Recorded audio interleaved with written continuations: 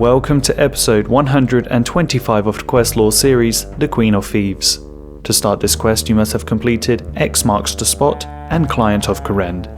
You talk to Thomas Lowry outside the Port Piscarilius Bank. He is there on behalf of the Kourend Council to investigate gangs which are causing trouble. While normally the gangs remain small and relatively harmless, a new one has come along called the Saviors of Kourend. They have become the largest gang by having all the smaller ones join them. There is a mysterious figure, known only as the Queen of Thieves, who has coordinated this amassing. Your mission is to find her. In one of the houses you speak to Robert O'Reilly. He's happy to tell you what he knows, but first he would like a stew. He then tells you that the gang's hideout is a place called the Warrens, which is in the sewers beneath you. So you enter the manhole into the sewer and find the gang hideout. Near the fish stall, Devon Rutter says that if you want to join the gang, you'll need to kill Conrad King, a senior member from their biggest rivals, the Vipers. On the dock, just outside the food hall, you're given the option to kill him softly, but the game makes you realize that you can't kill someone softly, so you kill him hardly. Back in the Warrens, you speak to the Queen of Thieves and are accepted as a member of the Saviors of Kourend. It turns out that they're not just thieves and murderers, but they are actually coordinating their attacks specifically to counter the effect of the Kourend Council. When the previous king died, his closest advisor announced his daughter to become queen, although she's claimed to have become mad, and the Kourend Council have ruled the kingdom ever since.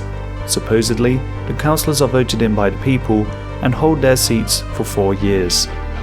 Councillor Hughes is the first target, as they believe that she is in league with the Disciples of Yama, which is a cult of Zamarakians who serve a fire demon. They need to find proof of her corruption. In Kingstown, you enter her house and go upstairs, and in the side room you find a chest, of which you pick the lock. Inside you find a letter detailing a drop-off, courtesy of the Kourend Treasury, asking for the Master to be made aware of who is funding his return. Upstairs in this house there is a lesser demon. Outside the Port Piscarilius Bank, you hand this letter to Thomas Lowry.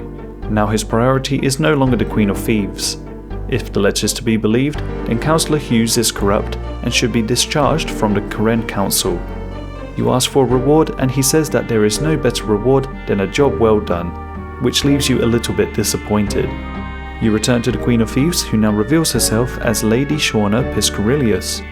For all this time she was claimed to be on her boat, but she actually coordinated all of the gangs to get together, as it had to be someone of a certain stature to be able to achieve this.